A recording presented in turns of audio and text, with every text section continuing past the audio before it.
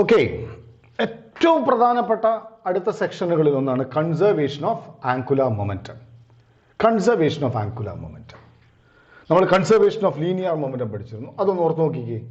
എന്തായിരുന്നു conservation of linear momentum? If there is no external force acting on a system, the total linear momentum of the system is a constant. അതുപോലെ തന്നെയാണ് ഇവിടെ. നോക്കിക്കോളൂ, എന്താ second law of Newton പറയുന്നത്? Second law of Newton പറയുന്നത് external torque is equal to dl by dt.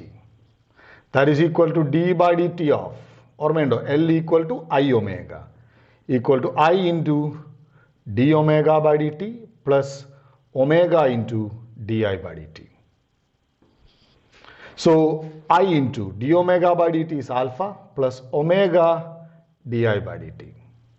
എന്താ di by dt? Rate of change of moment of inertia.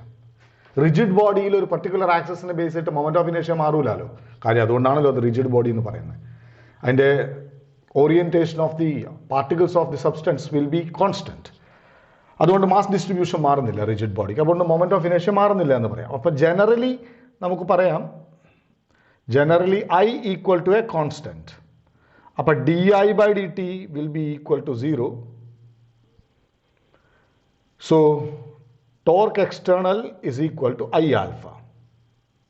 Torque external is equal to I alpha.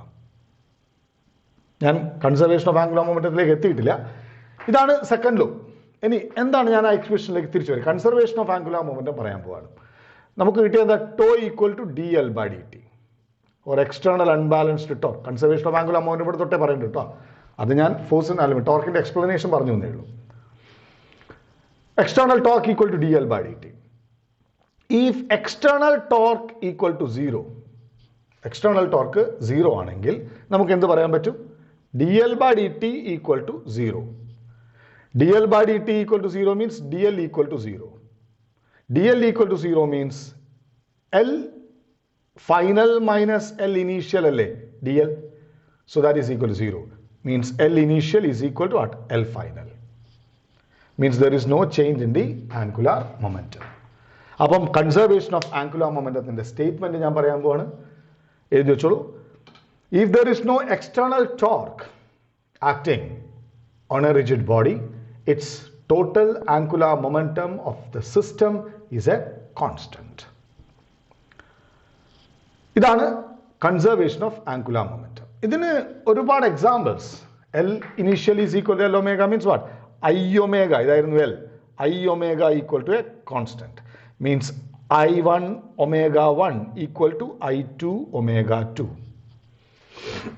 Initial statusൽ I omega, final statusൽ I omega will be a constant. ഇത് നല്ല 2-3 examples ഞാൻ പറയാം. Conservation of angular മൊമെന്റത്തിന്റെ ആപ്ലിക്കേഷനുള്ള 2-3 നല്ല examples, പരീക്ഷയിൽ ചോദിക്കാൻ സാധ്യതയുള്ളതും application type questions ചോദിക്കാൻ പറ്റുന്നതൊക്കെ ആയിട്ടുള്ള 2-3 നല്ല എക്സാമ്പിൾസ് ഞാൻ പറയാം. ഒന്നാമത്തെ കാര്യം, ഇപ്പോൾ ഇതൊരു ആളാണ്. ഈ ആളുടെ കയ്യിൽ എന്തുണ്ടായിരുന്നു? 2 ഡംബൽസ് ഉണ്ടായിരുന്നു. ഓക്കെ, ഇയാൾ റൊട്ടേറ്റിംഗ് പ്ലാറ്റ്ഫോമിൽ, കറങ്ങാൻ കഴിയുന്ന ഒരു പ്ലാറ്റ്ഫോമിൽ നിൽക്കുകയാണ്.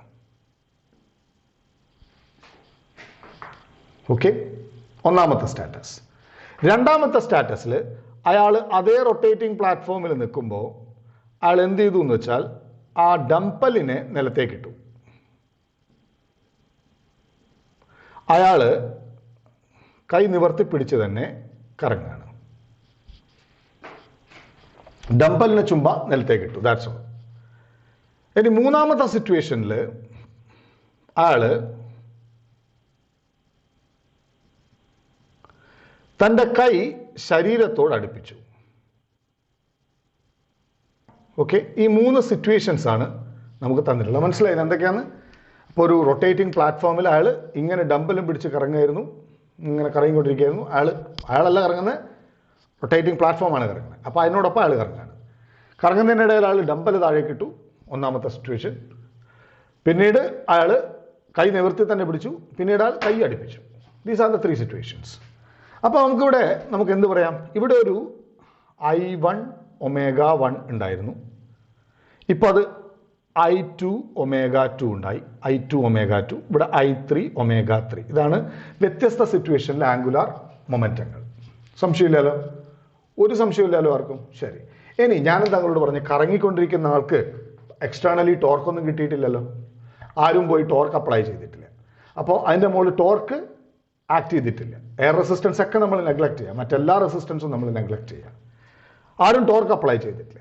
അതുകൊണ്ട് ആംഗുലാർ മൊമെന്റം ഒരു കോൺസ്റ്റന്റ് ആണ്. ഇസ്ന്റ് ഇറ്റ്? അപ്പോൾ എനിക്ക് എന്ത് എഴുതാൻ പറ്റും? I1 ω1 equal to I2 ω2 equal to I3 ω3. അപ്പോൾ നിങ്ങളുടെ ഉത്തരം, there is no external torque acting on the system, so angular momentum is a constant. I1 ω1 equal to I2 ω2 equal to I3 ω3. ഇനി ഇതിൽ നിങ്ങളൊന്ന് ആലോചിച്ച് നോക്കിക്കേ, ഇവിടെ മാസ് വളരെ കൂടുതലാണ്, അതുകൊണ്ട് ഈ I1 ആണ് ഏറ്റവും വലുത്. ഇവിടെ മാസ് കുറഞ്ഞു, അപ്പം മൊമെന്റ് ഓഫ് ഇനേർഷ്യ കുറഞ്ഞു. ഇവിടെയോ കൈ എന്ന മാസ് ആക്സിസിന് അടുത്തേക്ക് വന്നു, mr² അല്ലേ മൊമെന്റ് ഓഫ് ഇനേർഷ്യ.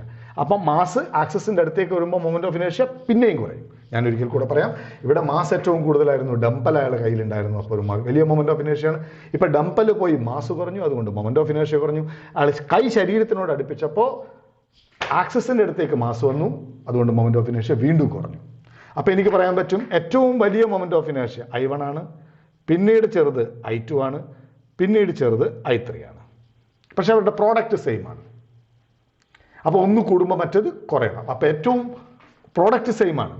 അപ്പോൾ ഏറ്റവും വലിയ മൊമെന്റ് ഓഫ് ഇനേർഷ്യ ഉണ്ടാകുമ്പോൾ ഏറ്റവും ചെറിയ ആംഗുലാർ വെലോസിറ്റി ആയിരിക്കണം. അപ്പോൾ ഏറ്റവും വലിയ ആംഗുലാർ വെലോസിറ്റി ω3യിലാണ്. എന്ന് വെച്ചാൽ അയാളുടെ കറക്കത്തിന്റെ സ്പീഡ് ഇങ്ങനെ കൂടി വരും, സ്വയമേ തന്നെ അത് കൂടി വരും. That is what the conservation of angular momentum is. So I ω is a constant. I decreases in 1, 2, 3. As I decreases, omega should increase because I ω is a constant. You got it? ഇതാണ് ഒരു example. ഇനി അടുത്ത example ഒരു സാങ്കല്പിക example ആണ്, just like imaginary example. എന്താണ് imaginary example? ഇപ്പോൾ ഭൂമി പറയും പോലെ പറയുന്നവർ ഒരു തിയറിറ്റിക്കലി പറയുന്നു എന്ന് മാത്രം. തിയറിറ്റിക്കലി ഞാൻ എക്സ്പ്ലെയിൻ ചെയ്യുന്നു. ഭൂമി ഓക്കെ, വിന്റർ കാലത്ത് വെറുതെ ഒരു ക്വസ്റ്റ്യൻ ചോദിക്കാൻ വേണ്ടി ചോദിക്കാൻ കേട്ടോ, വെറുതെ ഒരു ചോദ്യത്തിന് വേണ്ടി ചോദ്യം ഉണ്ടാക്കുകയാണ്. വിന്റർ കാലത്ത് നമുക്കറിയാം പോളാർ റീജിയനൊക്കെ ഭയങ്കരമായിട്ട് ഐസായിരിക്കും. ഓക്കെ, സമ്മർ സീസൺ വന്നാൽ എന്ത് സംഭവിക്കും? ഐസൊക്കെ ഉരുകും. അപ്പോൾ പോളാർ റീജിയനിൽ ഐസൊക്കെ ഉരുകി കംപ്ലീറ്റും കടലിലെത്തി എന്ന് വിചാരിക്കുക.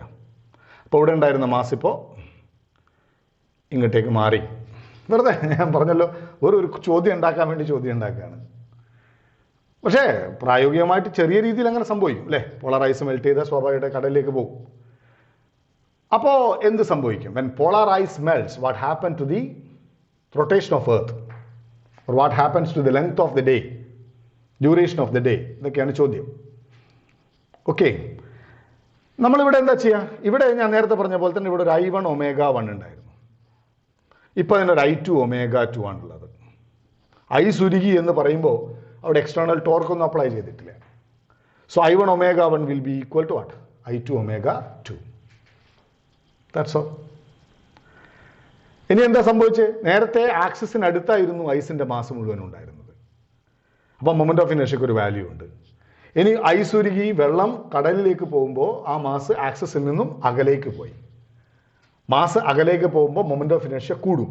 അപ്പോൾ എനിക്കിവിടെ പറയാൻ പറ്റും I2 എന്ന് പറയുന്നാൽ I1 കൂടുതലാണ്. അപ്പോൾ I ω കോൺസ്റ്റന്റ് ആവണമെങ്കിൽ ω1 എന്നാൽ ω2 കുറവാകണം. എന്താ അതിൻ്റെ അർത്ഥം? ω2 കൂടുക എന്ന് പറഞ്ഞാൽ അതിൻ്റെ അർത്ഥം എന്താ? ആ കറക്കത്തിൻ്റെ സ്പീഡ് കൂടുക. നമ്മൾ പഠിച്ചാണ് time period is equal to 2π/2 T1 should be less than 2π/T2. അങ്ങനെ വരണമെങ്കിൽ T2 should be less than what? T1. സ്വാഭാവികമായിട്ടും കറക്കത്തിൻ്റെ സ്പീഡ് കൂടുമ്പോൾ കറങ്ങാൻ എടുക്കുന്ന സമയം കുറയും. ഒരു പ്രാവശ്യം ഭൂമി കറങ്ങാൻ എടുക്കുന്ന ടൈമിൻ്റെ പേരല്ലേ day, length of the day. So length of the day will decrease. ഇതാണ് തിയറിറ്റിക്കലി നമുക്ക് പറയാൻ പറ്റുന്ന ഒരു എക്സ്പ്ലനേഷൻ. അപ്പോൾ ഇങ്ങനെയുള്ള പല ചോദ്യങ്ങൾ കൺസർവേഷൻ ഓഫ് ലീനിയർ മൊമെന്റത്തിനെ ബേസ് ചെയ്തിട്ട് നമുക്ക് ചോദിക്കാൻ പറ്റും. ഒരു സിമ്പിൾ എക്സാമ്പിൾ പറയാം. നമ്മൾ നാട്ടുകാരെ കുറിച്ച് പറയുന്ന ഒരു വർത്തമാനം, പൂച്ച വീഴും പോലെയാണ് അല്ലേ, പൂച്ച ചാടും പോലെയാണ്, 4 കാലിലേ വീഴുള്ളൂ. സത്യമാണ്. ചെയ്യുന്നത് ശരിയല്ല, ചെയ്യരുത്. പണ്ട് ഞാൻ ചെറുപ്പത്തിൽ ചെയ്തിട്ടുണ്ട്. എൻ്റെ ക്രൂരനായ ബാല്യം ചെയ്തിട്ടുണ്ട്. എൻ്റെ വീടിൻ്റെ 1ാമത്തെ നിലയിൽ നിന്ന് ഞാൻ പണ്ടൊരു പൂച്ചേനെ എടുത്ത് താഴെ കേട്ടിട്ടുണ്ട്. എല്ലാവരും പറയുന്നത് കേട്ടിട്ട് ശരിയാണോ എന്ന് പരിശോധിക്കാൻ വേണ്ടി. പക്ഷേ സത്യമാണ്, പൂച്ചേനെ നിങ്ങൾ കുറച്ച് ഉയരത്തുനിന്ന് താഴേക്ക് ഞാൻ 4 കാലിലേ വീഴുള്ളൂ. അങ്ങനെ പൂച്ച 4 കാലിൽ വീഴുന്ന ഒരു ചിത്രത്തിൻ്റെ ഒരു സ്ലോ മോഷൻ വീഡിയോ ഞാനൊരിക്കൽ കാണുകയുണ്ടായി. ഫിസിക്സ് അത് വളരെ കൃത്യമായിട്ട് എക്സ്പ്ലെയിൻ ചെയ്യുന്നുണ്ട്. പൂച്ച എന്താ ചെയ്യാന്ന് വെച്ചാൽ വായുവിൽ വെച്ച് അത് വീഴുമ്പോൾ ശരീരത്തെ അങ്ങ് പരത്തിക്കളയും. പൂച്ചയുടെ ബോഡി വളരെ ഫ്ലെക്സിബിളാണ്. പൂച്ച ശരീരത്തെ അങ്ങ് പരത്തിക്കളയും. ഓക്കെ, ശരീരം ഭയങ്കരമായിട്ട് അകന്നു പോകും. ഇപ്പം നമ്മൾ സാധാരണ മനുഷ്യന്മാരൊക്കെ വലിയ ഉയരത്തിൽ നിന്ന് ചാടിയാൽ തലകുത്തിയാണ് വീഴുക. എന്താണെന്ന് വെച്ചാൽ ഏറ്റവും കൂടുതൽ ഭാരമുള്ളത് തലയിലാണ്. അപ്പോൾ ഒരു ഉയരം കഴിയുമ്പോഴേക്കും കറങ്ങാൻ തുടങ്ങും ശരീരം. ഇത് കറങ്ങി തല താഴേക്ക് വന്ന് തലമുട്ടിയാണ് മരിക്കുക. തലമുട്ടി ബ്ലഡ് പോയിട്ടാണ് ആളുകൾ ഉയരത്തിൽ നിന്ന് ചാടി അല്ലെങ്കിൽ ഉയരത്തിൽ നിന്ന് വീഴുമ്പോഴൊക്കെ മരിക്കുക. ചാടണ്ട, വീഴുമ്പോഴൊക്കെ മരിക്കുക.